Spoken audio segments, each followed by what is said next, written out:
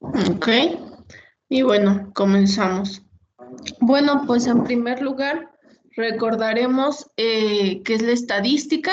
Es una ciencia que de alguna manera me permite predecir a partir de datos numéricos o de datos previamente analizados. Y bueno, también se pueden determinar o se realice inferencia basada en el cálculo de probabilidades y estas a partir de una muestra que ha sido tomada de una población. La población es aquel conjunto sobre el que se centra el objeto de análisis, está integrada por individuos y estos individuos son de alguna manera a los que se les van a determinar o a los que se les va a determinar la variable que me interesa y se les va a medir. Cuando de alguna manera es imposible determinar el tamaño de una población o resulta impráctico calcular o medir mi variable de interés sobre la población, pues tomamos una muestra y a partir de esta muestra que debe de ser representativa, es un subconjunto representativo de mi población, entonces puedo hacer inferencia estadística. Recuerden, siempre la muestra debe de ser aleatoria. ¿Por qué? Porque el que la muestra sea aleatoria me permite asegurarme de que será representativa. Y bueno, recuerden, dentro de la población voy a tener medidas que se conocen como parámetros que me van a describir el comportamiento de esa población. Entonces, en una población tengo parámetros, mientras que en una muestra tengo estadísticos. A través de estos estadísticos y a través de la inferencia es como llego a hacer afirmaciones o conclusiones sobre la población. Y bueno, la variable es esa característica observable que varía entre los diferentes individuos de una población y es lo que a mí me interesa conocer, ¿ok? Voy a tener cualitativas y variables cuantitativas. Cristian, ¿recuerdas a qué se refiere cada una de ellas y cómo se clasifican?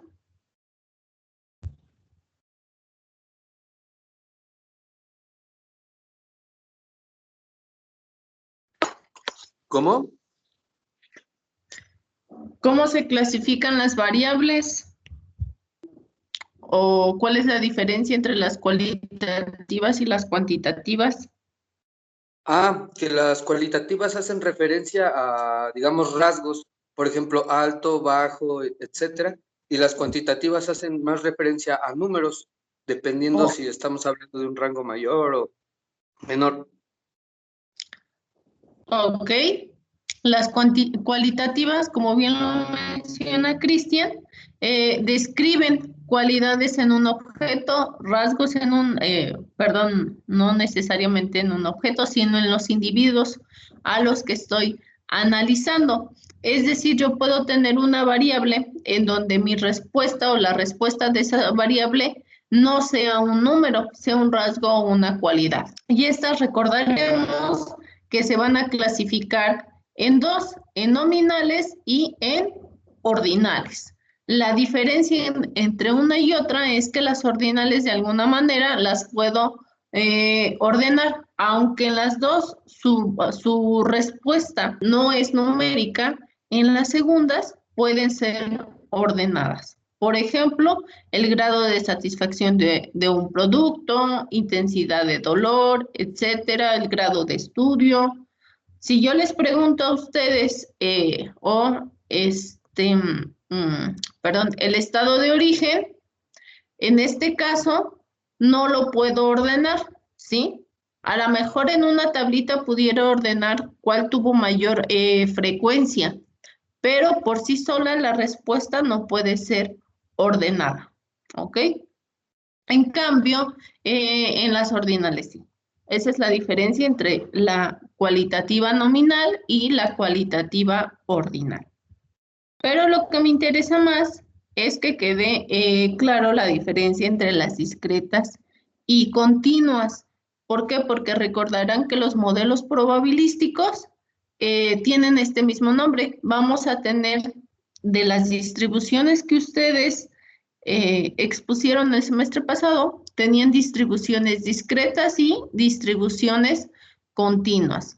En este caso, las variables adquieren un valor numérico o su respuesta es un valor numérico. Es decir, si me interesa analizar la temperatura del día de hoy en cada uno de los lugares en donde están ustedes, la respuesta va a ser numérica, pero tenemos que saber diferenciar entre si mi variable es discreta o continua.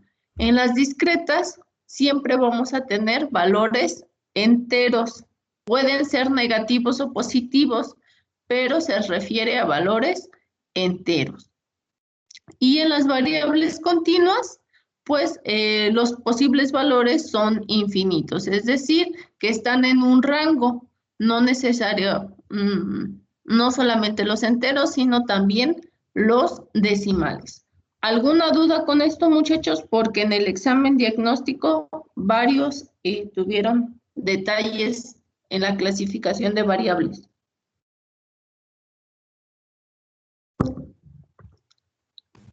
Todo bien, profe.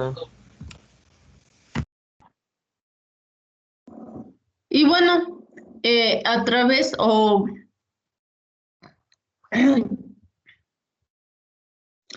a través de las variables y de sus medidas me va a permitir desarrollar medidas descriptivas. Obviamente estas medidas descriptivas, muchachos, pues aplican a las variables numéricas, ¿ok? O a las variables cuantitativas. Y bueno, vamos a tener dos tipos de medidas descriptivas para mis datos, las medidas de localización o tendencia central y las medidas de dispersión o escala. En las medidas de tendencia central describen un valor alrededor del cual se encuentran las observaciones. ¿Ok? Teresa, no sé si estás por ahí.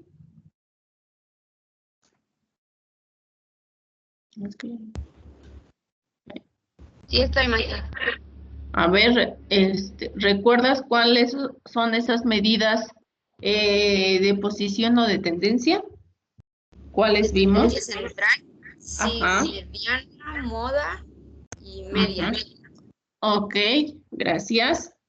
Entonces vamos a tener tres medidas que son las más utilizadas. No son las únicas, pero sí son las más empleadas, que como bien lo menciona es media, mediana y moda, ¿ok? Sebastián, ¿cuáles son cada una de estas o cómo calculamos cada una de estas?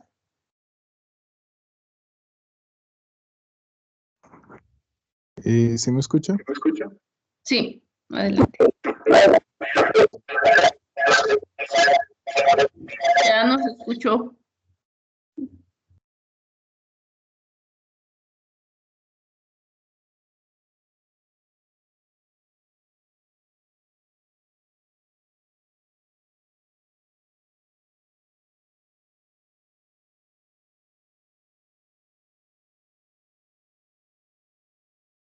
Sebastián.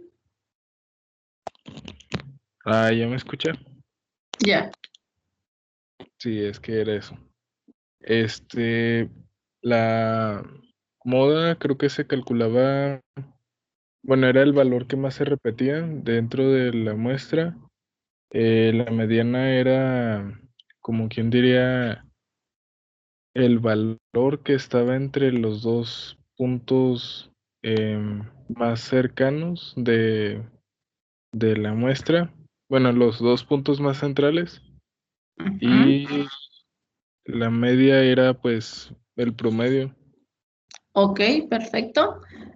Recuerden, nada más en la mediana puedo tener uno o dos valores centrales. Cuando tenemos dos valores centrales, ¿qué es lo que tenemos que hacer? Pues únicamente calcular el promedio entre esos dos valores centrales. Y bueno, también otra definición de mediana es que es aquel valor que me acumula el 50% de la distribución, ¿ok? Si yo tengo 10 valores, entonces el valor 5 o aquel valor con la posición 5 me va a juntar o me va a acumular el 50% de la distribución. Y bueno, como medidas de dispersión o escala, su importancia radica en que de alguna manera tenemos que definir qué tan dispersos están mis valores, no solo alrededor de qué valor se encuentran, sino además qué tan dispersos son.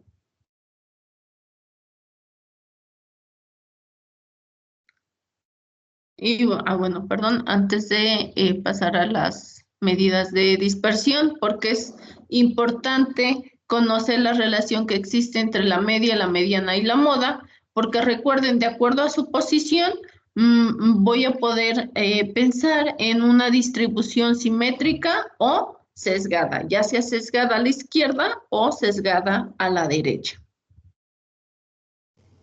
Profa, ya no está Sí. presentando. Ay, perdón. Gracias. Esto, deja ver.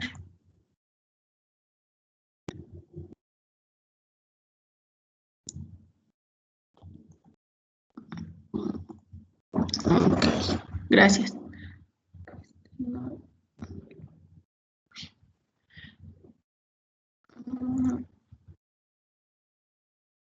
Ok, perdón. Entonces, como les comento, la relación que existe entre la media, mediana y la moda, pues radica en que de acuerdo a su posición, de alguna manera me va a permitir conocer la distribución de la variable. Cuando tengo que mi media, mediana y la moda coinciden, estoy hablando de una, o podría pensar en una distribución simétrica. De lo contrario, podría estar pensando en una distribución sesgada, ya sea izquierda o derecha, dependiendo la posición de los valores de la media, mediana y moda. Y bueno, también tenemos otras medidas como los percentiles, deciles y cuantiles.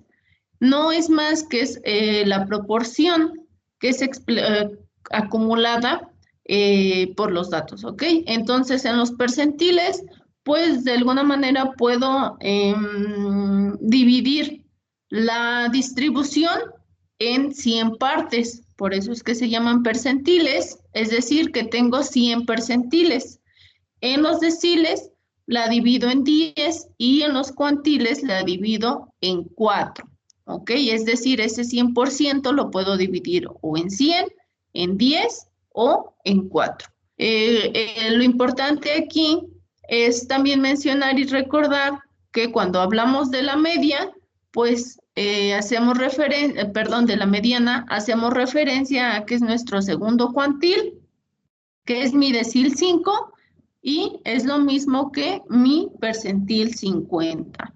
¿Por qué son importantes los cuantiles? Porque los cuantiles me permiten elaborar las gráficas boxplot.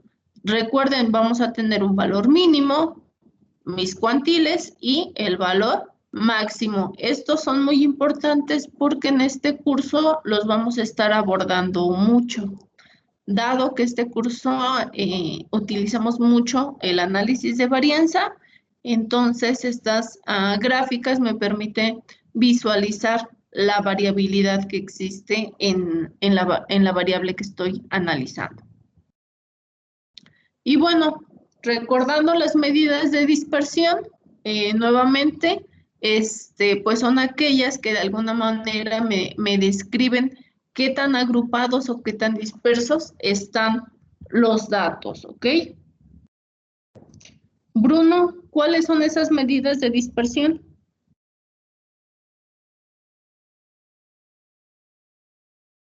Dispersión son el rango, la varianza y la desviación estándar. Muy bien, gracias.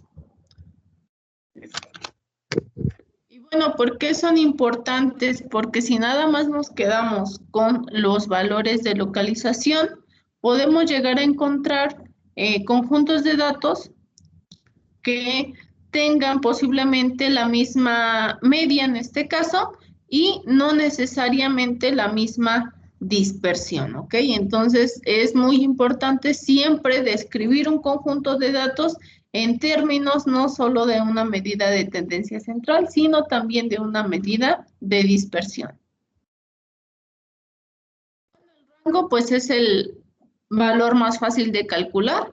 Es el valor máximo menos el valor mínimo, pero es el menos estable y además el menos utilizado. ¿Por qué? Porque únicamente depende de dos valores, el máximo y el mínimo, ¿ok? Entonces, independientemente de que si tengo 3, 100 o 1000 datos, nada más termino ocupando el valor máximo y el valor mínimo. Entonces, por eso es que el rango es menos estable. En cambio, en la desviación estándar y en la varianza, ocupo todos los datos.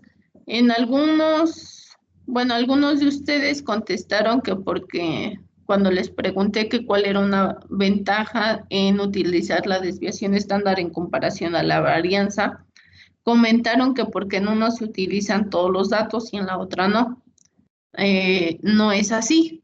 Recuerden que la desviación estándar y la varianza lo único que los hace diferente es esta raíz cuadrada, pero en ambos ocupamos todos los datos. ¿Por qué? Porque aquí observamos que tenemos la suma desde igual a 1 hasta n, es decir, sean 5, 100, 1000, 10,000 datos, voy a ocupar cada uno de esos datos en esta XY, a la cual le voy a restar el valor promedio y lo voy a elevar al cuadrado. Y la suma de todas esas diferencias las voy a dividir entre n-1, si estamos hablando de una muestra, o entre n.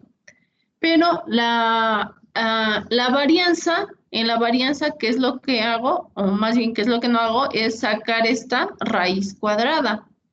Pero sí lo hago en la desviación estándar. Una de las principales ventajas que tiene el implementar una desviación estándar en comparación a la varianza, de alguna manera, es que me permite visualizar la dispersión en términos de la misma unidad de medida. Es decir, si estamos analizando temperaturas, mi desviación estándar será igual en grados, supongamos que estamos hablando de grados centígrados, mi desviación estándar estará en términos de esos grados centígrados, pero si nosotros estamos hablando de la varianza va a estar en grados centígrados al cuadrado. Entonces, pues su interpretación es un poquito más complicada.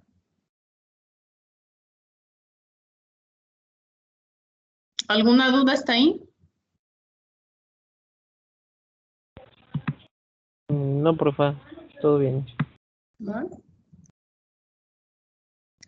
Y bueno, también tenemos como medida el coeficiente de variación, aunque es muy poco utilizado, pero es una medida porcentual, es una medida relativa.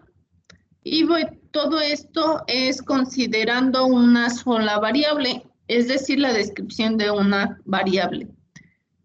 Pero cuando quiero de alguna manera describir la relación simultánea o describir de manera simultánea dos conjuntos de datos, pues puedo recurrir a lo que es la covarianza y la correlación. Entonces, la covarianza está definida por esta fórmula. Estas son las propiedades de la covarianza. Y bueno, la correlación, o de los más utilizados, es igual a correlación. Al menos lo que vemos es la correlación de Pearson. Y la correlación va de valores de -1 a 1.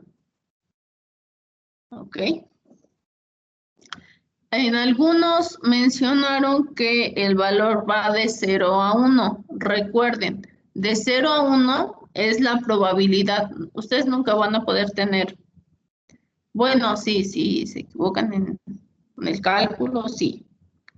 Pero de forma teórica, una probabilidad únicamente va de 0 a 1, ¿ok?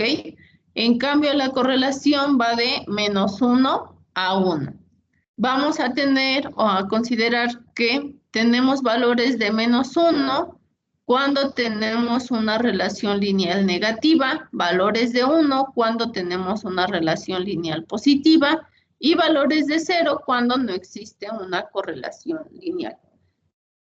Y mencionarles nuevamente, esta correlación o este coeficiente de correlación hace referencia a una relación lineal.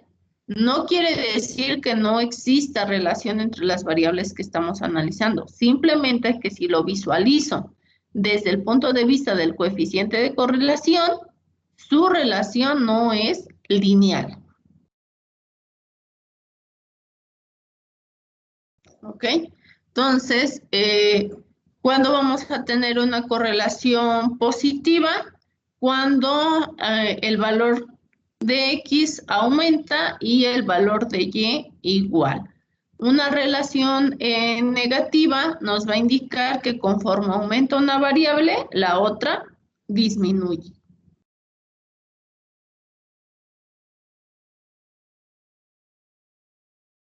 Y bueno, después vimos algo sobre teoría de conjuntos. Esto lo vamos a pasar por alto. Y bueno, así como puedo tener un espacio muestral, puedo generar un espacio muestral, pues de acuerdo a los valores que tenga yo en mi espacio muestral, puede ser un espacio muestral discreto o continuo. ¿Ok? ¿Cuál va a ser la diferencia entre estos dos? La misma diferencia que viene desde la definición de una variable discreta o una variable continua. El evento, pues, va a ser aquel subconjunto del espacio muestral que me interesa analizar o que se puede presentar. Y después vimos algo sobre ya lo que es la probabilidad. En este apartado deben de recordar los teoremas de la probabilidad. Sus valores siempre van de 0 a 1. La probabilidad de un evento imposible pues es obviamente 0. Y cuando tengo un subconjunto de un evento o la partición de un evento, entonces la probabilidad de ese subconjunto, probabilidad de 1, no, perdón, es la probabilidad en este caso de A1, pues va a ser menor a la probabilidad de A2. ¿Por qué? Porque A1 pertenece a A2. Por lo tanto, el valor de la probabilidad de que suceda ese evento será menor o igual a la probabilidad de que suceda el evento A2. ¿Por qué? Porque el evento A2 de alguna manera es más grande que el evento A1. Y bueno, es importante igual lo del complemento.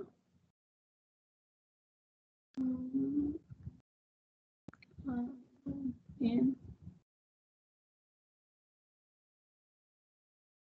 Y otra cosa importante es que si A y B son excluyentes o disjuntos, entonces su probabilidad pues será 0. Y para una serie de eventos mutuamente excluyentes, entonces la probabilidad pues será la suma de cada uno de estos eventos.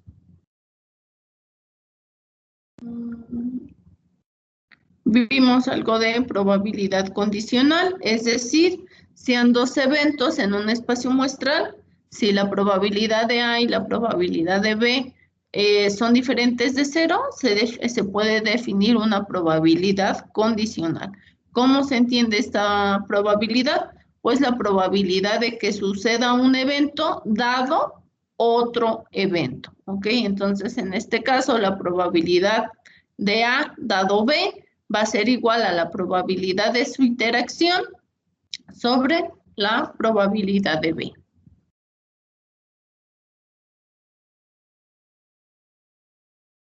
Y otro concepto importante es la independencia. En su última tarea, la mayoría tuvo un detalle. Había una pregunta que decía que si esos dos eventos eran independientes y me ponían sí o no y nada más. Ok, lo que tuvieron que haber hecho era demostrar y determinar por qué eran independientes. ¿Cómo se determina esto? Cuando yo tengo que mis eventos son independientes, la probabilidad de su interacción va a ser igual a la probabilidad de un evento por la probabilidad del otro evento. ¿Ok?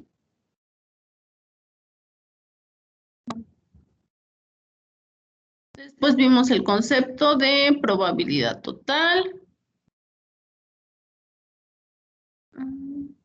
Que bueno, básicamente es la sumatoria de las probabilidades o condicionales por la probabilidad del evento A correspondiente, si estuviéramos hablando en términos de probabilidades condicionales, y si estamos hablando en términos de probabilidades o de la interacción de estas probabilidades, pues la probabilidad de que se cumpla un evento que va a ser igual a la sumatoria de todas las probabilidades de ese evento en interacción con la partición del espacio muestral.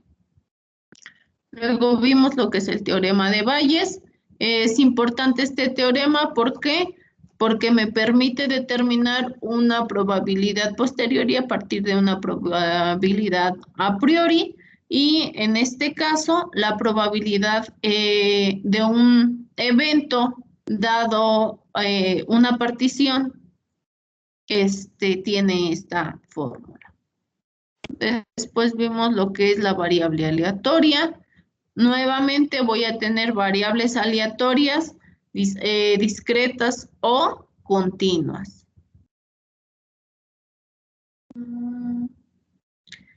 ¿Cuál es la diferencia entre estos? Nuevamente es la misma diferencia que vemos desde la clasificación de variables. En la aleatoria discreta, pues únicamente voy a tener valores enteros, mientras que en una variable aleatoria continua voy a tener pues una infinidad de valores presentes en un rango. ¿Por qué es muy importante esto? Porque de ahí proviene la diferencia que existe entre mis diferentes tipos de distribuciones. Tenemos distribuciones discretas y distribuciones continuas, ¿ok? A ver, ¿quién está? Alejandro, ¿estás? No me permite ver.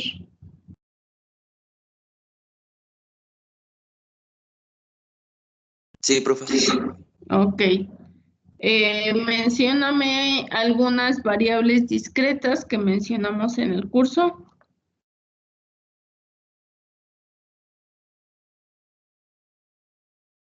O algo, perdón, no variables, algunas distribuciones discretas.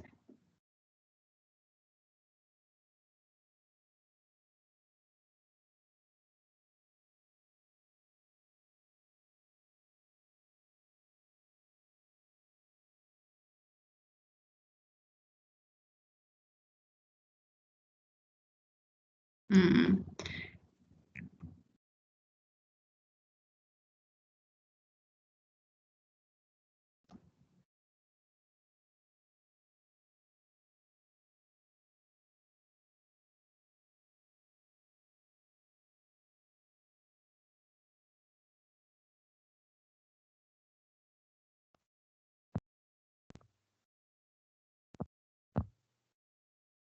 Si quiere, yo les... Luz, creo que tenías la manita alzada ya, ¿no? Ah, ok. Sí, profe. Ajá, adelante. Discretas, pues podrían ser la binomial, Ok, perfecto. Poisson, y ya no me acuerdo cuál otra. Ok, muy bien, gracias. Sí, ok, entonces vamos a tener nuevamente distribuciones discretas y distribuciones continuas. La diferencia es que una me va a predecir únicamente números enteros o está en función de números enteros y la otra de números continuos o valores continuos.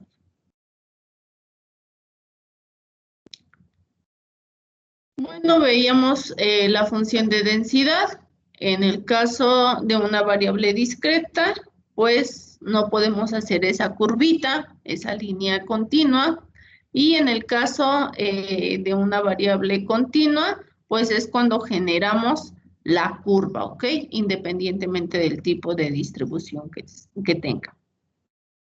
Nuevamente, como estamos hablando de probabilidades, pues siempre la probabilidad va a ir de 0 a 1. Cuando estamos hablando de la función acumulada, voy a tener que mi valor máximo va a ser 1, ¿ok? ¿Sí? Entonces, veamos aquí cómo, aunque sea una distribución discreta, cuando estamos hablando de la función de distribución de probabilidad acumulada, pues únicamente vamos a llegar a 1.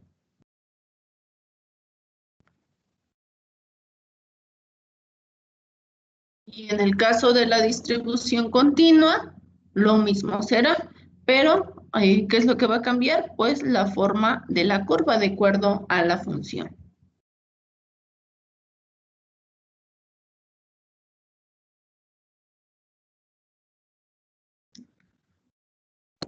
Entonces, les hice llegar un resumen de distribuciones discretas y de distribuciones continuas. ¿Por qué es importante que tengan esto en cuenta? Porque esto lo van a seguir ocupando para, al menos para sistemas de calidad, van a ocupar la distribución binomial y la distribución geométrica. Entonces es importante que recuerden a qué se refiere cada una de ellas. Y las distribuciones continuas, pues son aquellas en donde mi variable aleatorio puede tomar un sinfín de valores, un número infinito de valores. Además, estas porque son muy importantes porque las ocupamos en la distribución de los estadísticos de prueba. Y esos estadísticos, ¿cuándo los ocupamos? Cuando vemos pruebas de hipótesis. Y bueno, además vimos el teorema del límite central. Dulce, ¿recuerdas a qué se refiere el teorema del límite central?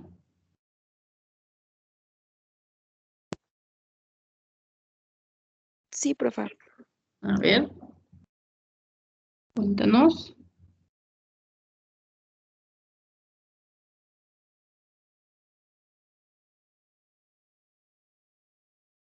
Espérenme.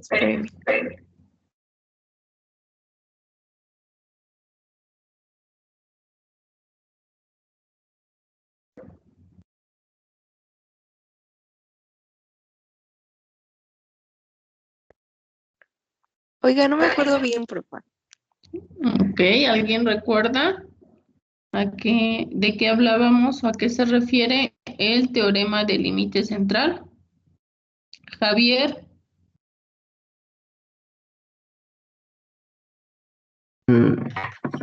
No, profe, no me acuerdo. Emily.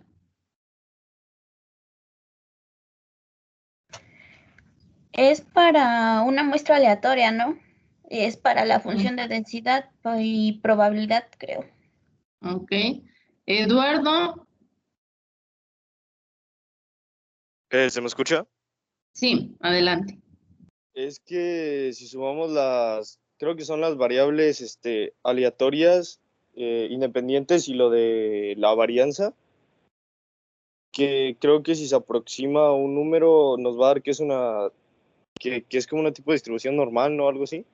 Ok, bueno, ya están más cerca de la respuesta. Recuerden, cuando hablamos del teorema del límite central y en muchas investigaciones es su salida para determinar normalidad en una distribución, se refiere que cuando nosotros tenemos una muestra aleatoria, conforme aumentamos el tamaño de esa muestra aleatoria, es decir, imagínense una población de 10,000 personas si les interesa analizar cierta medida, cierta variable. Si nosotros aumentamos el tamaño de esa muestra aleatoria, es decir, si en lugar de muestrear a 10 personas, muestremos a 100, muestremos luego a 1,000 o a 2,000, 3,000 personas, vamos a tener una infinidad vamos a tener un número de combinaciones posibles de las que yo pueda obtener esa muestra, es decir, a lo mejor puedo muestrear a la persona 1 y a la persona 100 y a la persona 3 y a la persona 700 y así hasta juntar mi muestra correspondiente. Pero si determino una segunda muestra, entonces a esa segunda muestra puede ser que coincidan las personas a las que voy a muestrar, puede ser que no. Pero conforme voy generando muchas muestras o genero varias muestras y esa muestra cada vez es más grande, entonces la media de esa muestra, la distribución de la media de cada una de esas muestras, si yo la grafico, va a tender a la normalidad, ¿ok? Entonces se refiere a la distribución de la media de la muestra conforme aumenta mi tamaño de muestra. Entonces, siempre independientemente de la variable que sea, de la distribución que tenga mi variable, puede ser que mi variable sea una distribución o estemos hablando de una distribución discreta. Aún así, la media de esa muestra siempre va a tender a la normalidad, ¿ok? Entonces, mientras mi tamaño de muestra sea lo suficientemente grande, la distribución muestral casi siempre va a acercarse a la normalidad, independientemente de que sea una variable discreta o continua. Pero ¿qué es lo que se aproxima a la normalidad? La media de mis muestras. Y bueno, después pasamos a la tercera unidad, que hablamos sobre, o en la cual hablamos sobre inferencia, ¿ok? Entonces, nuevamente, recuerden, la inferencia pues es hacer conjeturas o conclusiones sobre una población partiendo de la muestra. ¿A esa muestra cómo tiene que ser? Pues aleatoria. ¿Por qué aleatoria? Porque entonces estoy asegurando que existe representatividad de mi muestra. Bueno, vimos en este caso para inferencia, vimos pruebas de hipótesis y estimación. En las pruebas de hipótesis se utilizan prácticamente estas 4 distribuciones para generar intervalos de confianza y para la distribución de los estadísticos. Es importante que sigan recordando, ensayando cómo utilizar las tablas. ¿Por qué? Porque ese va a ser el pan de cada día en este curso. La hipótesis estadística, pues esa afirmación sobre los valores de los parámetros de una población o proceso en términos de mi modelo probabilístico. Y la prueba de hipótesis, bueno, pues es aquella prueba a la que voy a someter la hipótesis para generar conclusiones.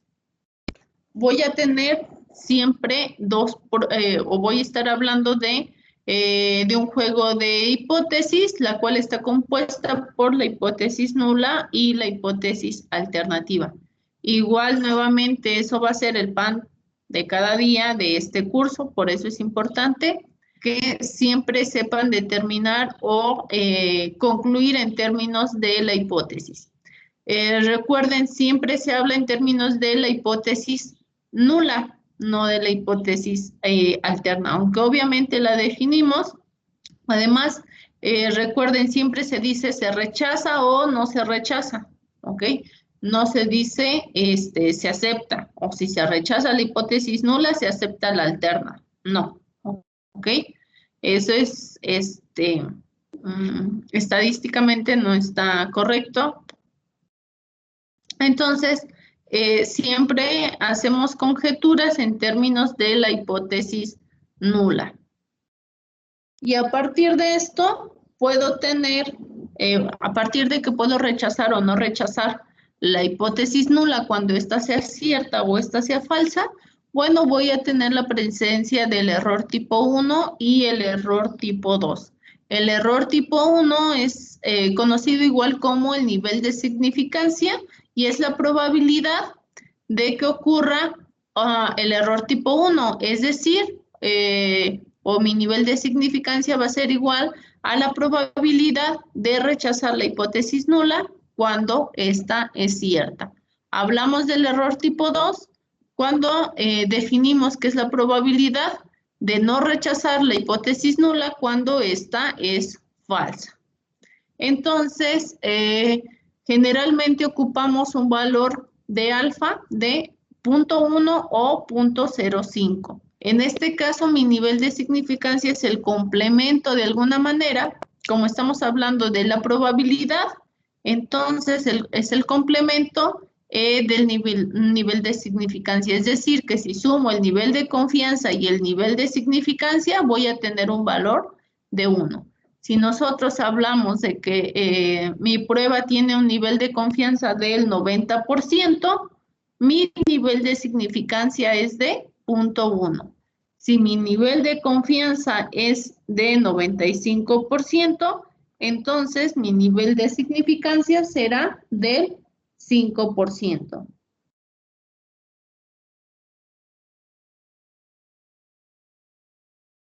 ¿Alguna duda con esto?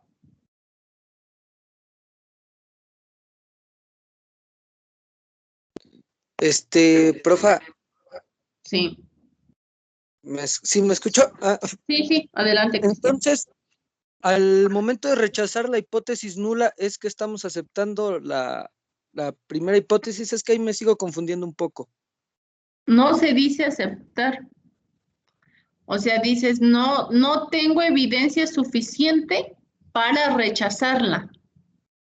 Por lo tanto, puedes concluir, pero nunca en un examen de grado, un examen, ni por error se les ocurra decir que aceptan. ¿Por qué? Porque estadísticamente, bueno, es que esos son las conclusiones a los que tú estás llegando con los datos.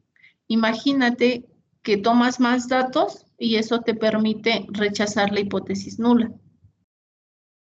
Puedes concluir, o sea, puedes decir, de acuerdo a mis datos, rechazo la hipótesis nula, por lo tanto concluyo esto, pero no dices, por lo tanto acepto la otra, ¿ok?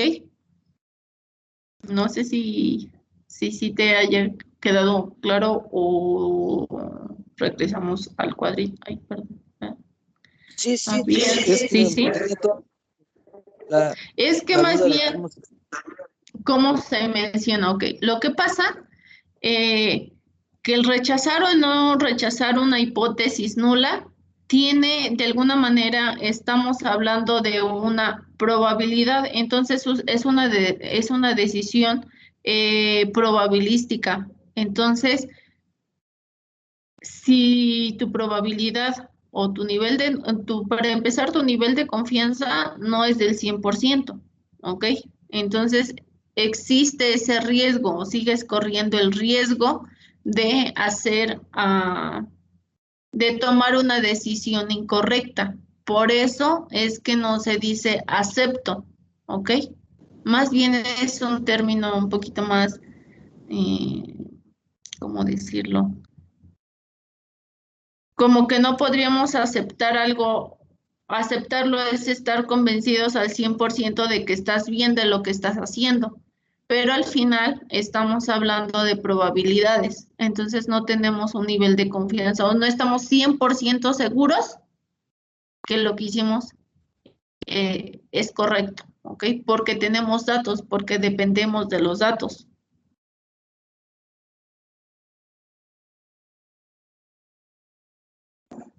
¿Sí?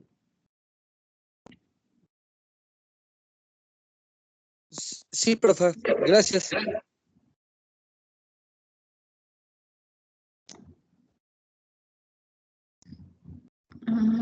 Bueno, ya hablamos sobre el nivel de significancia. Recuerden, generalmente ocupamos el punto 0,5 o el punto 1, dependiendo la precisión con la que decimos nuestra prueba.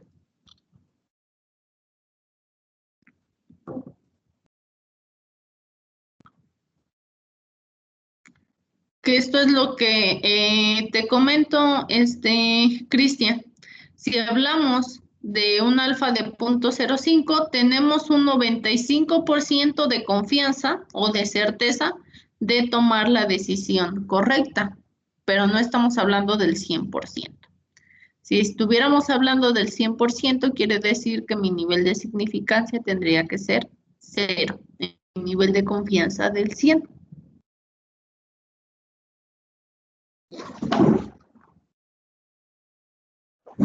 Y luego vimos lo de las pruebas de hipótesis. Vamos a tener 3 tipos de pruebas de hipótesis.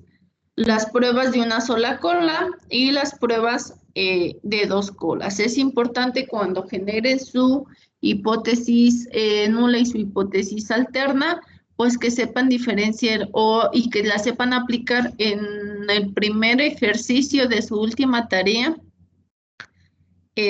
Algunos indicaban pruebas de 2 colas, pero cuando calculaban la probabilidad, el valor crítico de tablas, no dividían esa alfa sobre 2, es decir, esta alfa, bueno, cuando hablamos de una sola cola, ese valor de alfa o mi nivel de significancia, pues va a ser completo, ya sea en una de las colas de la distribución o en otra. Pero cuando hablamos de pruebas de 2 colas, esa alfa tiene que ser dividida, obviamente, en las 2 colas. Entonces, algunos de los detalles que detecté es que definían que era una prueba de 2 colas, pero al final calculaba el valor crítico sin dividir el valor de alfa entre 2, ¿ok? Entonces, igual tienen que tener mucho cuidado con eso. ¿Por qué? Porque eso les puede llegar a cambiar la conclusión a la que lleguen.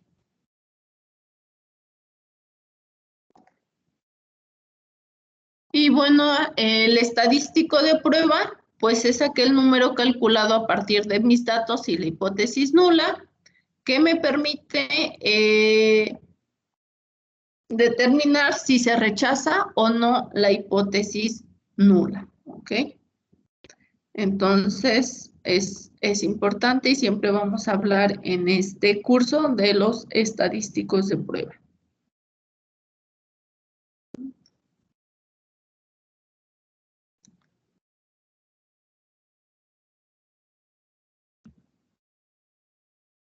¿Recuerdan cuándo se rechaza la hipótesis nula? Cuando comparamos el estadístico de pruebas y el valor crítico de tablas.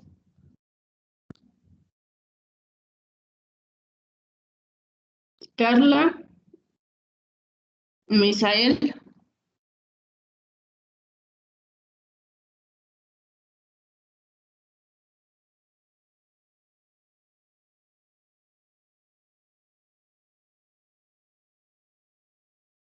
¿Cuándo se rechaza la hipótesis nula? Sistema para entrega de verduras a la puerta en organizaciones de productores, utilizando incluso tecnología de pago en línea, por ejemplo, en Kenia, las plataformas de compra electrónica, en India también con tarjetas, eran un negocio B2B, un negocio a negocio. Perdón. Bueno, Misael. Perdón, profesora, me silenciaron. ¿Ya me escucha? Ya, adelante. Ok. Es cuando el p-valor es menor que el criterio de significancia, ¿no? Ok, perfecto. Entonces, puedo determinar, rechazar o no rechazar una hipótesis nula en términos de o en función el primero es cuando mi estadístico de prueba es superior a mi valor crítico de tablas, o bien cuando mi p-valor es menor a mi nivel de significancia, ¿ok? ¿A qué se refiere de manera práctica el p-valor? Es a la probabilidad que me genera el estadístico de prueba, ¿ok? Entonces, si mi p-valor es menor a este nivel de significancia, quiere decir que mi estadístico de prueba se encuentra en la región de rechazo. ¿Por qué? Porque estoy generando una probabilidad que es menor a ese. Bueno, tenemos varios tipos de pruebas de hipótesis. Tenemos pruebas para nuestros datos, si conozco o desconozco sus desviaciones estándar o sus variables. Puedo tener pruebas para muestras pareadas. En este caso vamos a abordar igual ejemplos de muestras pareadas. Misael, ¿recuerdas a qué se refieren las muestras pareadas?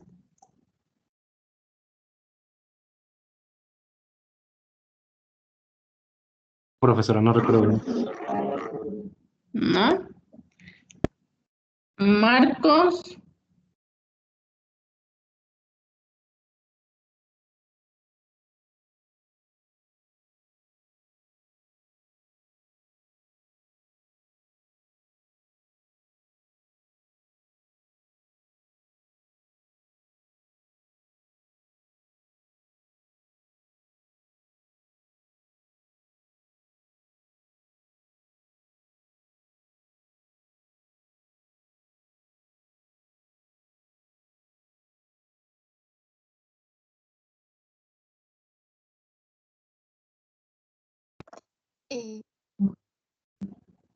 Aquí dice, profesora, que son las que son empates y no tienen independencia, es decir, que tienen algo en común.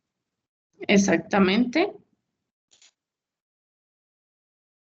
Y bueno, recuerden, vamos a hablar de unas muestras pareadas cuando o aquellas a las que los datos de ambos tratamientos o a los que fueron sometidas a un tratamiento, las voy obteniendo por pares, es decir, obtengo un valor en un individuo o en un elemento de la muestra, lo someto al tratamiento y en ese mismo individuo obtengo el segundo valor, ¿ok? Entonces, revisen esta parte, por favor, nuevamente de muestras pareadas, los ejemplos. ¿Por qué? Porque esto lo vamos a volver a abordar este semestre. Y bueno, Profesora, también tengo... ¿Perdón? ¿Hay una expresión después, siempre? ¿En ese? ¿Cómo, perdón? No. Digo, en las muestras pareadas siempre hay un antes y un después. Exactamente. Un antes y un después de un tratamiento. Y es lo que vamos a ver en este curso. En este curso vamos a estar hablando mucho sobre tratamientos y factores, ¿ok? Maestra. Sí. Disculpe, y por ejemplo, si tuviéramos una comparación entre dos fábricas que producen tantas cosas, ¿también serían muestras pareadas? No, porque estás hablando de dos fábricas.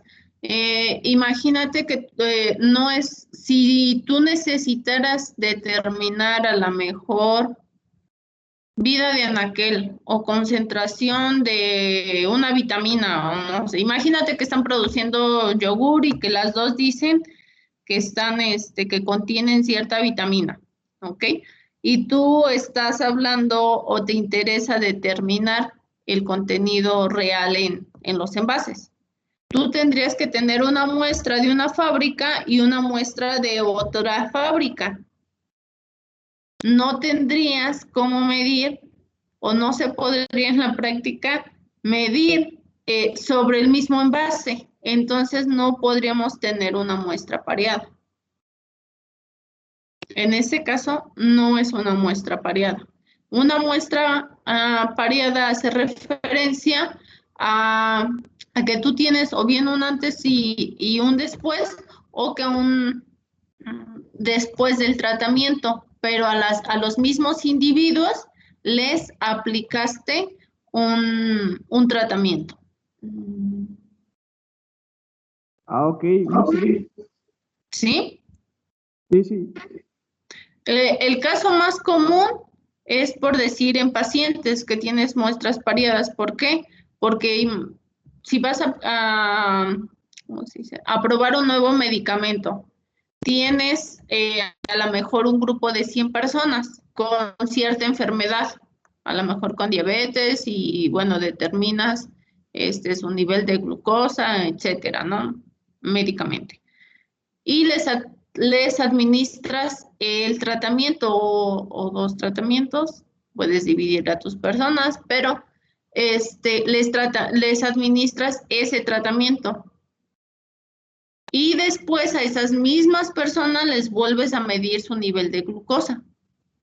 Entonces ahí es cuando hablamos de las muestras pareadas.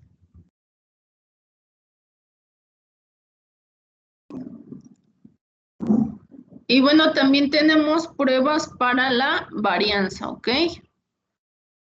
En cuanto a estimación, pues hablamos de estimación puntual y de estimación por intervalos. En este caso abordamos más la estimación por intervalos. Nuevamente recurrimos a tablas de los estadísticos para determinar esos límites inferiores y superiores de acuerdo a los valores de nuestra alfa previamente establecidos, los valores de la desviación estándar y demás, ¿ok? Y bueno, finalmente vimos los modelos de regresión lineal, simples o múltiples, ¿ok? Entonces, cuando hablamos de modelos de regresión lineal, recuerden que siempre se deben de cumplir al menos 3 supuestos. Janet, ¿cuáles son esos 3 supuestos de normalidad? ¿O cuáles son los supuestos a los que tenemos que enfocarnos cuando hablamos de una regresión lineal? No lo recuerdo, maestra. Fugari. La profesora, yo recuerdo que todas las variables tienen que ser, bueno, las muestras tienen que ser aleatorias, es lo que recuerdo. Ok, porque con una muestra aleatoria aseguramos independencia, que es uno de los supuestos. Jorge Gustavo, ¿recuerdas cuáles son los supuestos? Nos faltaría uno. Bueno.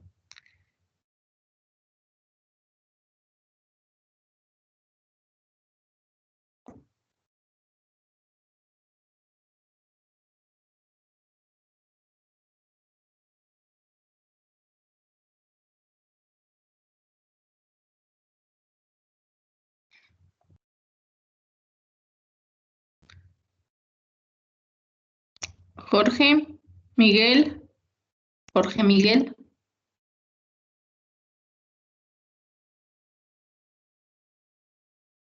¿Ya me oye, maestra? Ya, adelante. Perdón, no la escuché. ¿Cuáles son los supuestos que se deben de cumplir cuando hablamos de la regresión lineal? Los supuestos, ¿verdad? Ujú. Mm,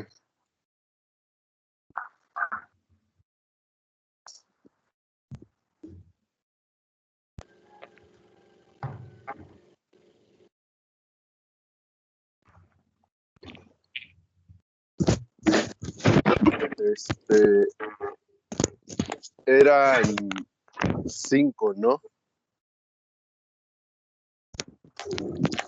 3 básicamente. Bueno, Ya es uno ya lo básicamente. mencionó Jukari. Uno era la independencia, Exacto. otro era la linealidad. No. No. Más bien cuando estamos hablando de una regresión lineal, se tienen que cumplir 3 supuestos. Normalidad. ¿Ok?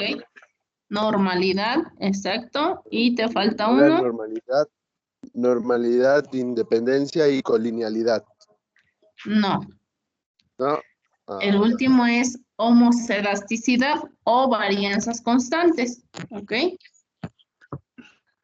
Ok.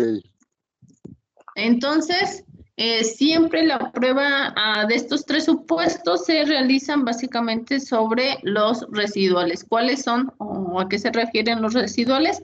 Pues la diferencia que existe entre mi valor observado y mi valor teórico o aquel que puedo definir a través de la línea que se está generando de la regresión o considerando los valores de la regresión lineal. Es decir, la línea que genero cuando calculo ese beta 0 y ese beta 1, ¿ok? Bueno, vimos el método de los mínimos cuadrados y vimos el análisis de varianza. En el análisis de varianza, nuevamente, ¿cuándo voy a rechazar mi hipótesis nula? Cuando mi estadístico de prueba es superior a mi valor crítico de tablas o bien mi p-valor es menor a mi nivel de significancia.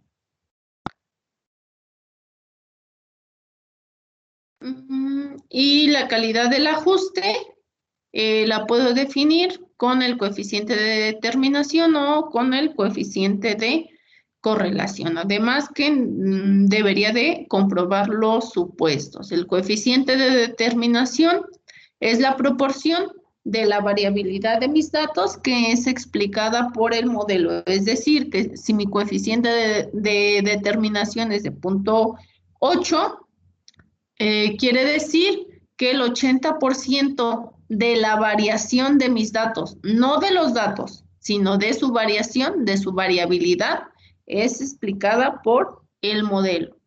Y el coeficiente de correlación, pues ya lo mencionamos anteriormente. Y bueno, cuando hablamos de la regresión lineal múltiple, recuerden, puede ser tan compleja o tan simple como deseen estudiar la variable en función de las variables independientes, es decir, una variable dependiente, en este caso Y, en función de otras variables independientes. ¿Cuántas variables independientes? Tantas como deseen estudiar, ¿ok? Es la versatilidad de una regresión lineal múltiple. Puedo hacer interacciones dobles, triples, cuádruples, etcétera. Pero en este curso vamos a ver qué es lo que se recomienda. ¿Alguna duda, muchachos? Maestra, yo sí tengo una duda. Adelante. Entonces, homoscedasticidad, multicolinealidad y normalidad, ¿no es lo mismo que mencionó Jorge? No, normalidad. Ajá. Es que sean normales, es decir, que tengan una distribución normal, ¿ok? Ajá. Que se puedan describir con una distribución normal. Homocedasticidad se refiere a varianzas iguales. Eso lo vamos a ver un poquito más en este curso. ¿Y la otra cuál fue? Perdón. Normalidad y multicolinealidad. Multicolinealidad. No, tampoco no tiene que ver con los 3 supuestos. ¿ok? Está bien. ¿Sí? Son Sí, conceptos diferentes. Gracias, maestra. ¿Alguna otra duda? Aline, Alejandro.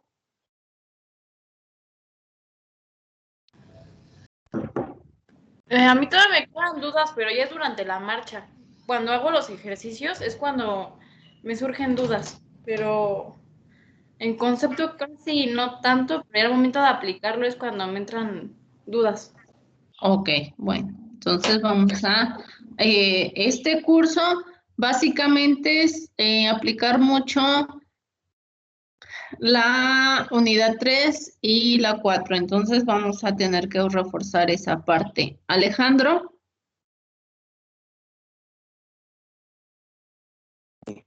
Creo que no. Solamente sería así como es nada más reforzar esa parte porque sí tengo dudas, pero sería ya revisando y aplicando en ejercicios más así. Ok, bueno. Entonces, pasamos ya a lo que es este curso, ¿sale?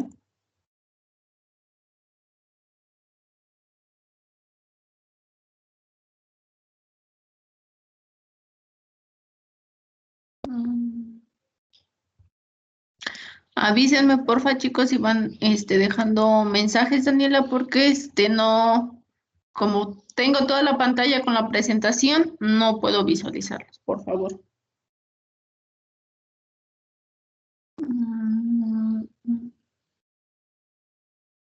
¿Dónde está? A ver.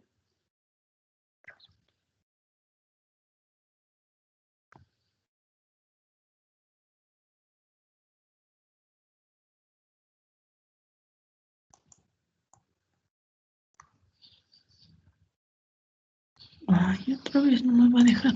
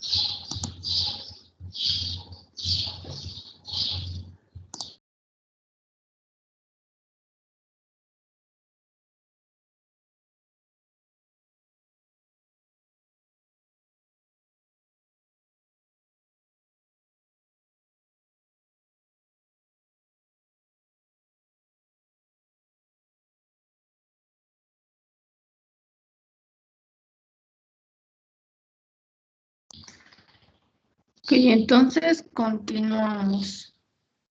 Más bien vamos a empezar con ya lo que nos compete a este curso, ¿ok?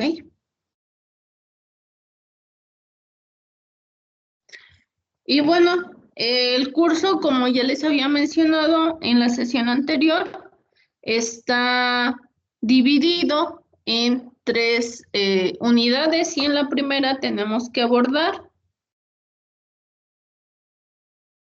lo que es la planeación de los diseños experimentales.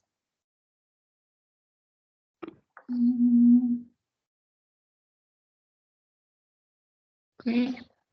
Y bueno, aquí vamos a abordar conceptos básicos, los principios de la experimentación científica y propiamente la planeación de nuestros diseños experimentales. ¿Sí me escuchan? Sí. Sí. Sí. Bueno, entonces el objetivo de este curso es el siguiente: valorar la importancia del método científico en la planeación, conducción, análisis y conclusiones de una investigación. En primer lugar, tenemos que partir de qué es la ciencia, ¿ok? Entonces, ¿alguien recuerda o alguien me puede decir qué ¿Qué entiende por ciencia? Axel, Erika.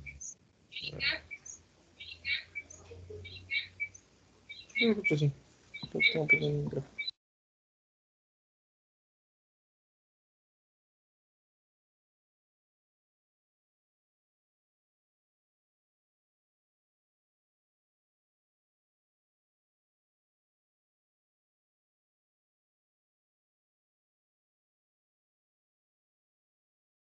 Gustavo. Jukari, adelante.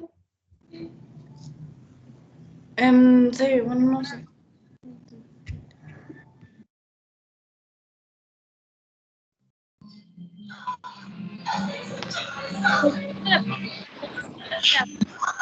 De los fenómenos que se presentan en la naturaleza, yo creo, ¿no? Perdón, nuevamente no se escuchó lo primero. Se encarga de formular teorías y leyes a partir de la experimentación, lo que se observa en la naturaleza, ¿no? De los fenómenos observados en la naturaleza. Ok, gracias. Bueno, como lo menciona alguien, de alguna manera la ciencia me permite determinar o a través del tiempo ha permitido determinar al ser humano, generar teorías y leyes y demás. Pero bueno, eso lo vamos a ver un poquito más adelante, cómo se han generado. En sí, la ciencia es todo un conjunto de conocimientos. La ciencia se ha desarrollado de alguna manera a través de un trabajo planificado. Este trabajo busca dar pie a nuevas cosas o como lo menciona, entender nuevas cosas que son de la vida cotidiana. Es decir, de alguna manera el ser humano siempre ha explicado o se ha interesado por conocer a qué se deben los fenómenos naturales y demás. Entonces, la ciencia es todo ese conjunto de conocimientos que se han ido acumulando o que el hombre ha ido acumulando a lo largo de la historia, ¿ok? Y bueno, ya una definición más elaborada. Diana, ¿me ayudas por favor a leer la diapositiva? Es la siguiente.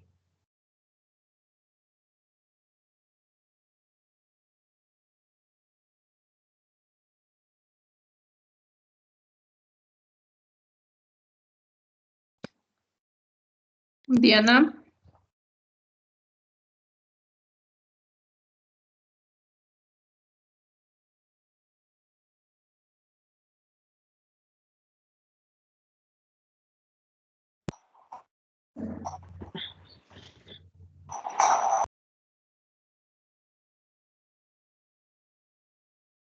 Si quiere yo le ayudo, por favor. A ver, adelante.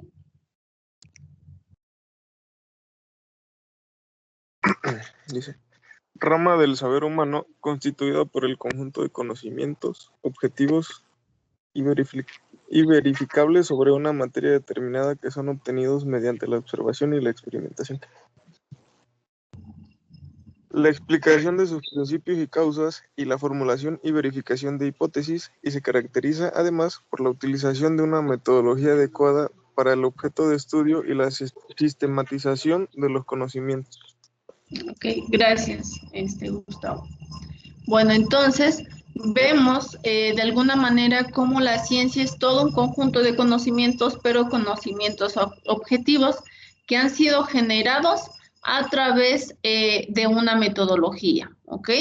Y una metodología en este caso, pues que debería de ser adecuada. Obviamente en el principio de los tiempos del ser humano, pues no se tenía una metodología previamente establecida. ¿Cuál es la importancia de esto? Pues que se han ido desarrollando metodologías, métodos, técnicas y demás que han permitido ir aumentando o mejorando la ciencia. Por lo tanto, la ciencia debe de ser objetiva. ¿Qué quiere decir esto? Que debe de estar libre de prejuicios, gustos, preferencias o religiones. En gustos, bueno, vemos como algunos de sus compañeros a veces nos mandan o nos invitan, nos mandan llamar, nos hacen la invitación para generar evaluaciones sensoriales de productos, ¿no? Entonces, bueno, si estuviéramos hablando de ciencia, de un trabajo de investigación serio en el que buscáramos desarrollar alguna conclusión para beneficio de la población a la que y desarrollar un producto, pues entonces no importa a lo mejor el yogur que a mí me guste o el queso que a mí me guste, ¿sí? Sino que debe de ser, o la investigación debe de ser objetiva, es decir, que se debe de presentar los resultados como fueron obtenidos. Y de esta manera me permitiría tener o insertar un producto de mejor manera en el mercado. Además, la ciencia debe de ser metódica, es decir, debe de utilizar métodos y técnicas plenamente diseñados. Emplea mediciones, es decir, que evita ambigüedades. No puedo decir, mira, desarrollé este queso con una temperatura que era temperatura medio fría, medio caliente, o si hice un pan, no, pues 1, 2 cucharaditas, cosas así. Mucho, poco, suficiente. Es decir, que la ciencia es precisa, por eso es que se emplea y se generan mediciones. Y bueno, además debe de ser predictiva, o me permite, o es una de las características de la ciencia, siempre se busca predecir, permite predecir fenómenos, condiciones y demás. ¿Por qué? Porque de alguna manera la ciencia puede ser generalizada. Además, la ciencia siempre es perfeccionable, es decir, bueno, vamos a ver más adelante cómo aplicando lo que es el método científico, bueno, voy a llegar a conclusiones y a lo mejor a través de esas conclusiones o después de finalizar la investigación me surgen nuevas preguntas. Además, es sistemática, ¿por qué? Porque procede con orden y lógica, y además es verificable. Y bueno, como estamos hablando que la ciencia es un conjunto de conocimientos, vamos a tener básicamente algunos tipos de conocimiento. Erika, ¿recuerdas cuáles son esos tipos de conocimiento?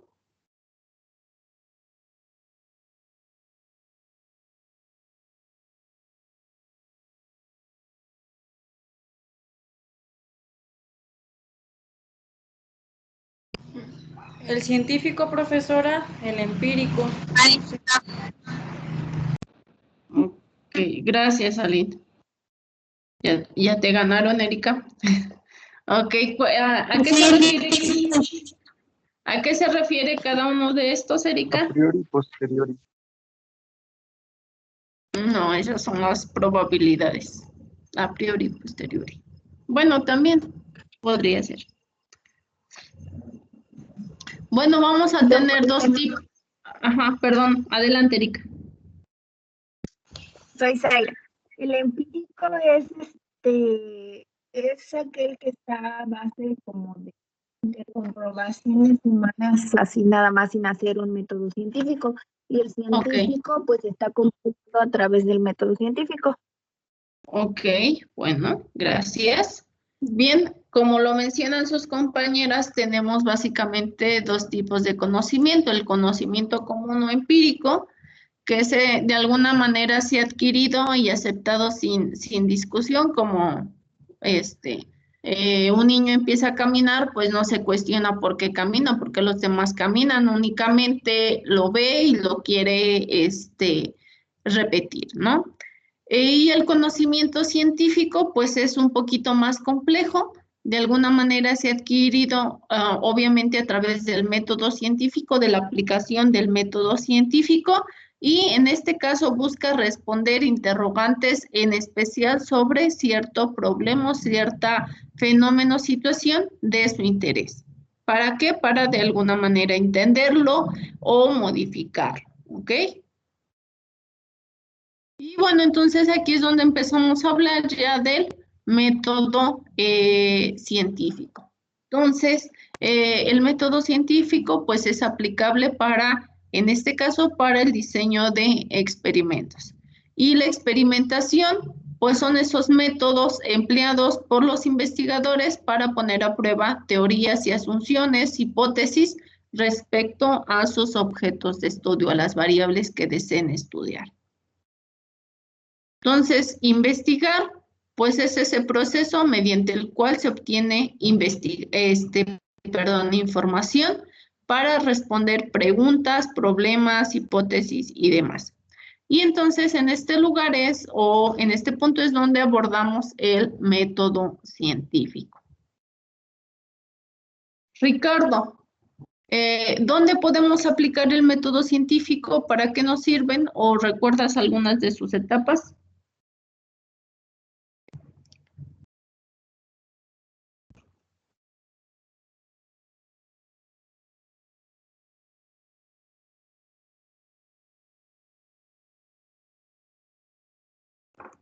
Adelante, Ricardo.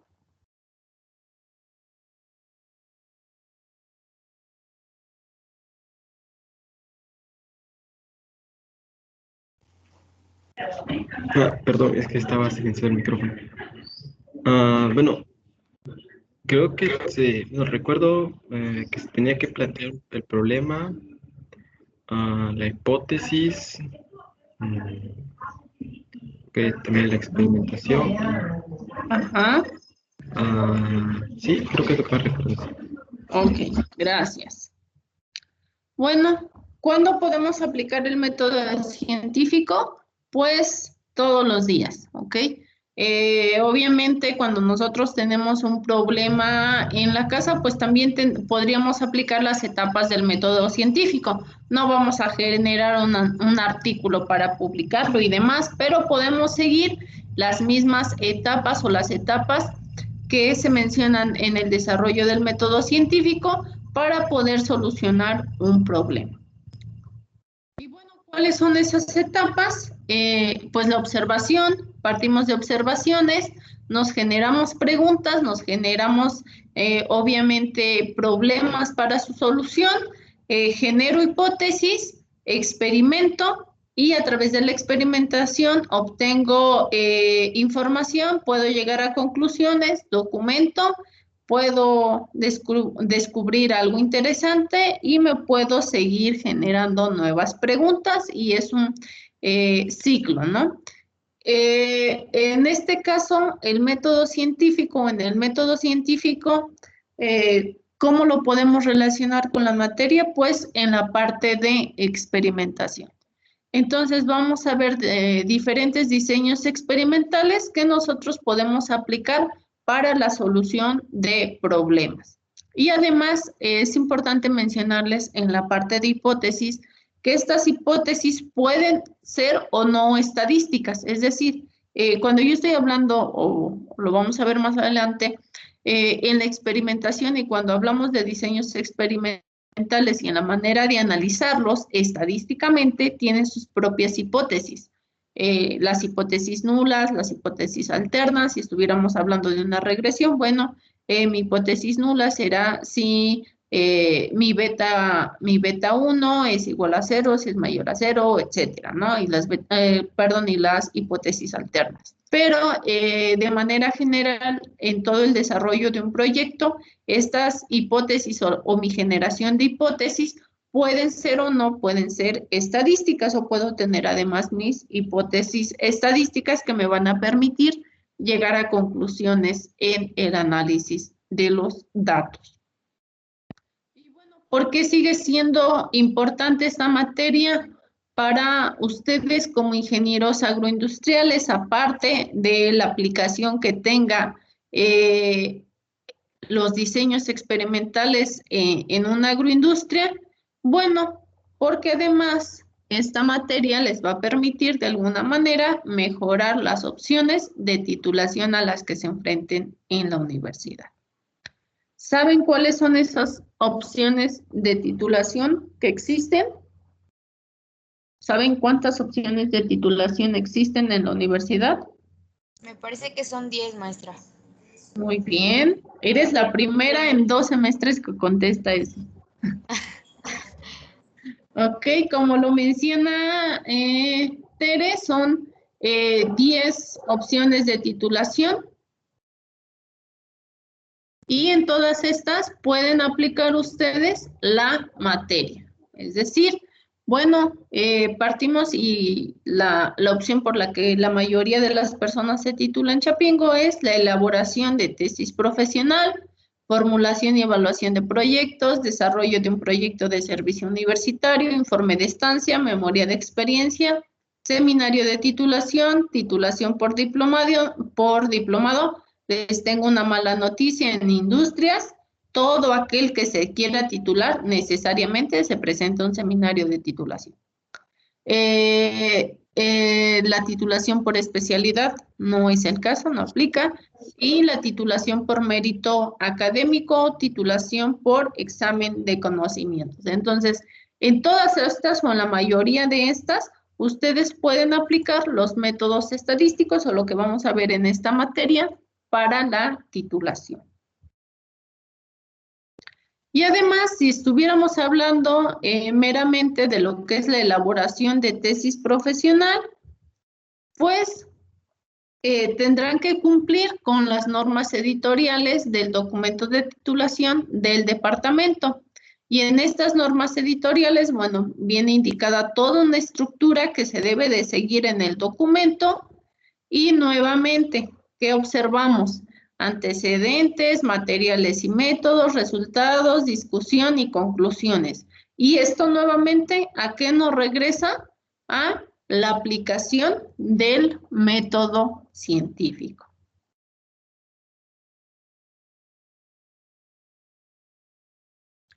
Y bueno, entonces repasemos. ¿Cómo aplicamos el método científico? Pues el primer paso es observar. El segundo paso es establecer el problema a investigar, lo que estoy detectando que me interesaría analizar. El tercero es establecer la hipótesis y el cuarto es recopilar información. Dependiendo obviamente de lo que deseen estudiar, el paso 3 y 4 van muy de la mano. A veces se pueden formular hipótesis antes de recopilar la información o al contrario, primero recopilar la información y después establecer las hipótesis. Son dos pasos que van de la mano. Posteriormente tenemos el paso 5, que es el diseño del experimento, que es lo que vamos a ver más adelante. Y bueno, este paso se dice que es la etapa más importante del desarrollo de los diseños experimentales. ¿Por qué? Porque tienen que saber identificar qué es lo que van a hacer, cómo lo van a hacer, cuándo lo van a hacer, quién lo va a hacer, con qué recursos económicos y demás. Es muy importante que siempre diseñen el experimento antes de llevarlo a cabo. ¿Por qué? Porque en algunas ocasiones hemos observado cómo hay chicos que pues ya están terminando con su experimento y detectan que a lo mejor una variable no la midieron desde el inicio o que lo que están midiendo pues no les va a servir de manera correcta o no van a poder describir lo que estaban buscando, etcétera. Entonces, el diseñar el experimento es la etapa crucial para que ustedes puedan obtener los mejores resultados. Entonces, después viene, pues, propiamente hacer el experimento. En esta parte de hacer el experimento, pues, obviamente se realiza, se recopila la información, fotos, se observa, etcétera, ¿ok? Y después viene el paso 7, que es analizar los datos. En este paso 5, 6 y 7, pues es donde entra lo que es la materia como tal o la parte de diseños experimentales. Aquí en la parte de analizar los datos, pues vamos a aprender a analizarlos de manera estadística, ¿ok? ¿Por qué? Porque la mayoría o en algunas ocasiones dicen, no, pues mira, comparé este tratamiento contra este y los promedios son muy cercanos de la variable que estoy estudiando, pero me quedo con el más alto. Y nada más así con un simple promedio. Y no es así. Existen metodologías para comparar tratamientos, para comparar factores que me van a permitir determinar si estadísticamente existe una diferencia significativa entre un tratamiento y otro. Y finalmente, pues vamos a tener el paso 8, que es generar las conclusiones, documentar o generar recomendaciones o nuevos problemas, nuevas oportunidades de investigación a partir de los resultados que estoy obteniendo. ¿Alguna duda hasta aquí? No, profesora, gracias. ¿No? Ok, entonces continuamos. Bruno, ¿alguna duda? No, todo bien, Jojo. Tenemos dos ejemplos muy básicos de cómo aplicar el método científico. Como sabemos, Galileo estudió la caída de los cuerpos y se preguntó si caen con la misma velocidad una bala de cañón o una canica. Entonces, se planteó el siguiente problema. Existe una relación entre la caída de los cuerpos y su peso. Y después, ¿qué hizo? Formuló una hipótesis. Galileo estableció que todos los cuerpos tardan el mismo tiempo en caer desde la misma altura independientemente de su peso. Después, ¿qué hizo? Pues diseñó y realizó propiamente el experimento.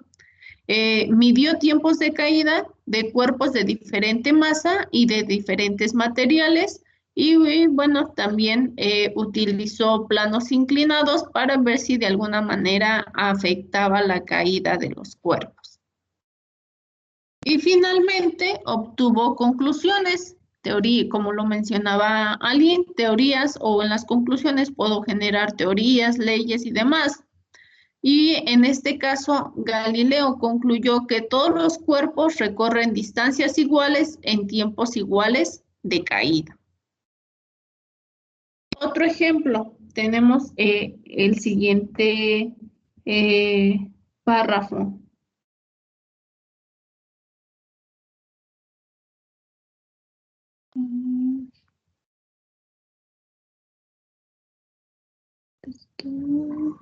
Luz, ¿me ayudas a leer, por favor, el siguiente párrafo? Sí, profe. Ejemplo 2. Un científico desea investigar el efecto del té chino como adelgazante. Luego de estudiar las hierbas que lo componían y sus propiedades, determinó que el té chino acelera la reducción de peso. Para probar esto, tomó 2 grupos de personas, cada uno de ellos compuesto por 10 mujeres de la misma edad.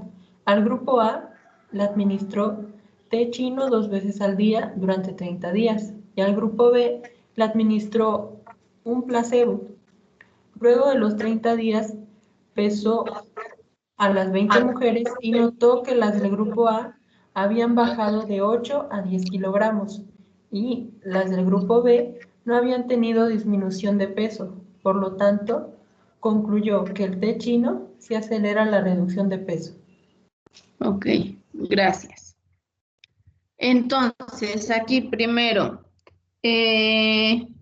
Mario, ¿cuál es el problema que identificó? ¿Cuál es el problema que determina el investigador?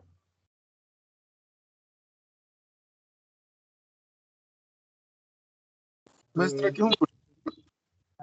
Lo que quería identificar era cómo afectaba el té chino en la reducción de peso. Ok, entonces, si el té chino es de alguna manera adelgazante, ¿ok? Después, recopiló información. ¿Qué es lo que hizo? Estudiar las hierbas que lo componían y sus propiedades. Generó una hipótesis. Pamela, ¿cuál fue su hipótesis? Gracias, Mario. Profesora, ¿qué es un placebo? ¿Perdón?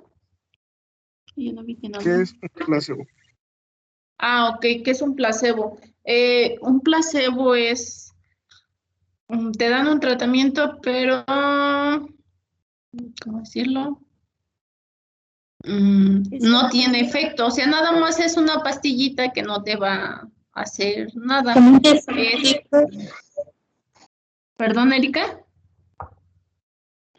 Creo que en bioquímica y en esas prácticas nosotros lo nombramos testigo, algo así.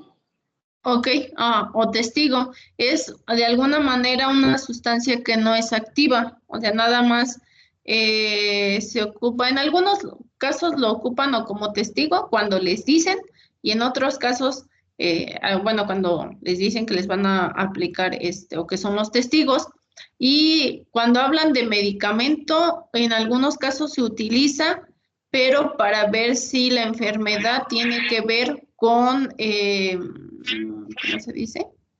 Con que si no es una enfermedad psicológica. De alguna manera te están administrando algo, pero no es una sustancia activa, o sea, nada más te están dando una pastillita. Por eso es que se les administra un placebo. Es porque es mental. Es un sustituto de medicamento o de un tratamiento.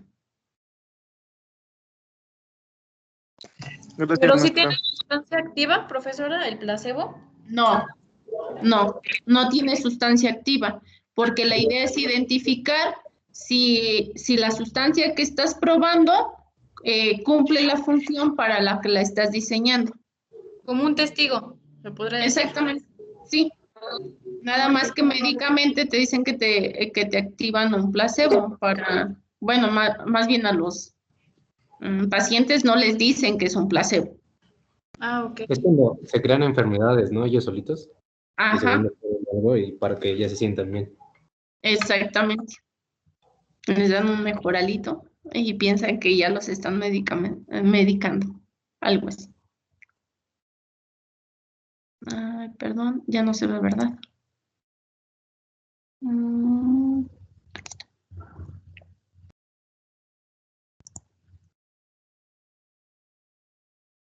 Entonces, ay, ya no recuerdo a quién le pregunté. Pamela, ¿cuál sería la hipótesis?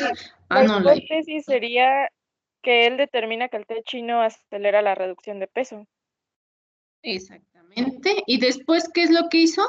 Propiamente la experimentación. Obviamente, antes de la experimentación, pues tuvo que haber hecho un diseño del experimento donde buscó a las 20 personas que se lo iba a administrar, obviamente, cuántas veces al día, en qué términos y demás. Este es un ejemplo muy general, ¿ok?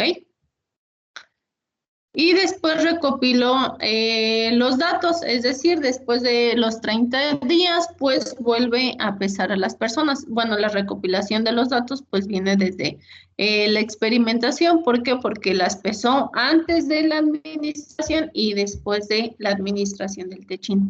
Este es un claro ejemplo de una muestra pareada. ¿Por qué? Porque a las mismas personas las mide antes de y después del tratamiento, ¿ok?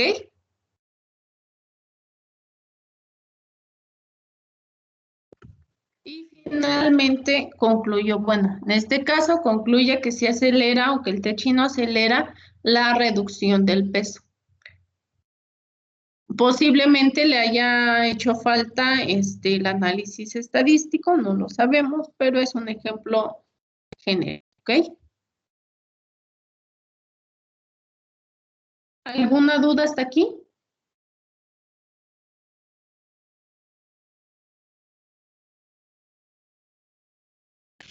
Por ejemplo, lo de muestras pareadas, también entra, por ejemplo, en el crecimiento microbiano o en un experimento. En un experimento, si tienes un producto en el que vas a estar midiendo un antes y un después de que a lo mejor aplicaste un conservador o otra sustancia para determinar el crecimiento microbiano, sí es una muestra pareada, porque estás obteniendo pares de muestras en el mismo individuo. Ah, ok. ¿Sí? Sí. O igual como, por ejemplo, si aplicas un tipo de estabilizador en algún alimento, ¿también te sirve o no? Sí, Ah, bueno. sí, es exactamente lo mismo. El concepto de muestra pareada es que obtienes el par de datos en el mismo individuo. Si tú cambias de individuo, entonces ya no es una muestra pareada. Imagínense un ejemplo, a lo mejor un grupo de estudiantes que va mal en una materia y lo someten a un curso de regularización o asesorías, etcétera. Y tú tienes a lo mejor una calificación sobre esa materia en la que van mal o un promedio en un examen, lo sometes a las asesorías, a un curso especializado y presentan un segundo examen y vuelves a determinar el promedio o determinas la calificación para cada uno de ellos. Entonces tienes un antes y un después, y como lo estás evaluando sobre el mismo grupo de personas, entonces es una muestra pareada. Ah, ya entendí. Gracias. Ok. Bueno, si no hay ninguna duda más, continuamos. Y bueno, mencionarles, en el paso 4 igual es uno de los pasos importantes, que es la recopilación de la información. En algunos casos, pues lo que hacen los chicos o cualquiera de nosotros es recopilar información e indicar un marco teórico, marco conceptual y demás. Y bueno, es importante mencionarles que existe un término llamado estado del arte. El estado del arte, ¿cuál es la diferencia con respecto al marco teórico? En el marco teórico, si ustedes estuvieran hablando de un producto en el que les interesa trabajar, a lo mejor, no sé, en conservas de fruta, a lo mejor en durazno, ¿ok? Y van a evaluar nuevas condiciones de la conserva, nuevas temperaturas o nuevas concentraciones de azúcar, etcétera, ¿no? Eso sería parte del diseño. Pero el marco teórico estaría haciendo referencia a la teoría, a lo que ya está establecido, plenamente identificado, a lo mejor pues la composición química del durazno, las condiciones físicas ideales para su procesamiento, etcétera. Eso sería como el marco teórico.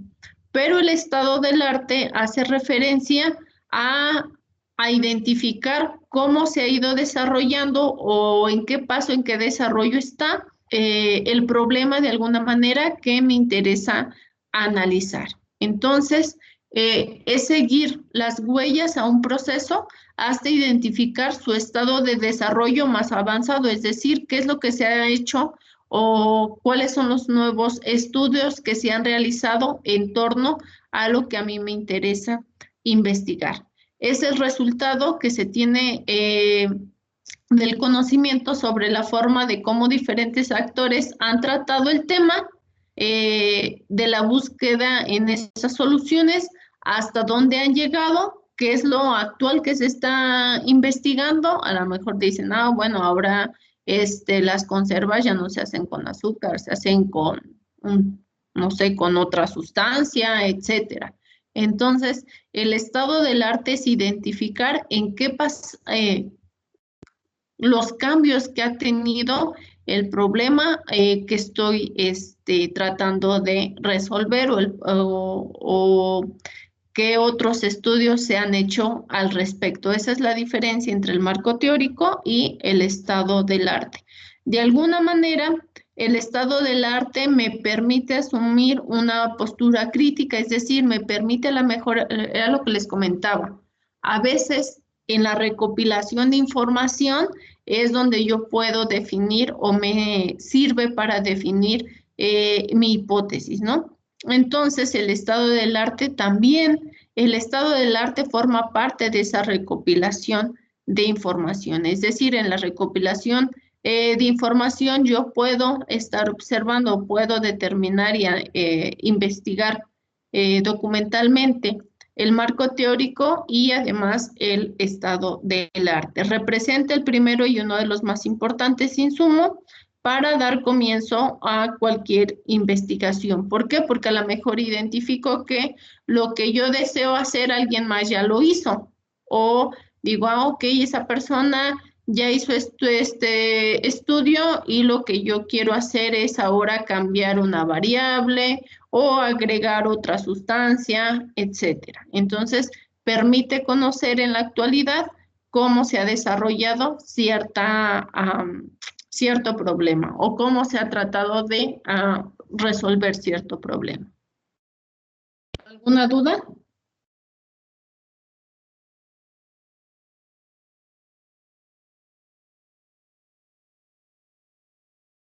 No, pero... Ok, entonces, bueno, aquí es donde les corresponde elaborar su primer tarea. Deberán elaborar un resumen a mano.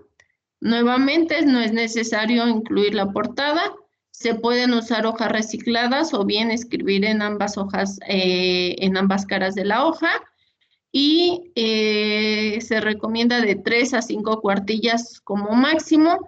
Es un artículo, es un documento que les explica plenamente a qué se refiere, los estados del arte y la diferencia que existe con el marco teórico y marco conceptual, ¿ok? ¿Alguna duda? Esta tarea, obviamente, ya está registrada en la plataforma.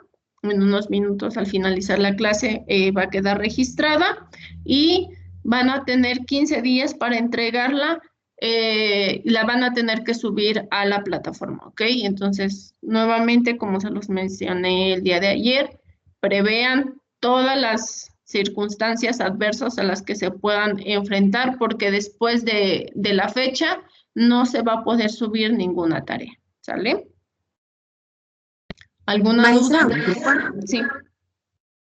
¿Cuántas cuartillas había mencionado? ¿Cuántas qué, perdón? ¿Cuántas había mencionado? Cuartillas de 3 a 5. Maestra, ¿esta presentación nos la va a compartir? Sí, sí, sí. Maestra, ¿podemos ir en hojas de carpeta? Sí. Ok. Nada más, por favor, tengan cuidado de escanearlas correctamente y demás, ¿sale? Gracias. Sí, ya, ay, ya no vi que me estaba hablando. Diana, sí. Dijo artículo de, o como yo no entendí eso, resumen de qué era el marco teórico. Ah, ok. No, digo, en este documento les indica cuál es la diferencia entre el estado del arte y el marco teórico. El artículo igual va a estar disponible en la plataforma, ¿sale? Y de cualquier manera, pues se lo comparto en un ratito a Alex para que se los haga llegar. Gracias, profesora. ¿Sí? ¿Alguna duda?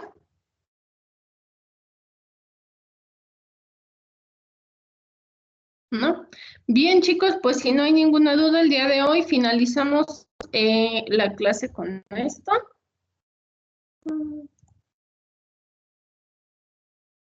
Okay. Sí, por favor, muchas gracias. Recuerden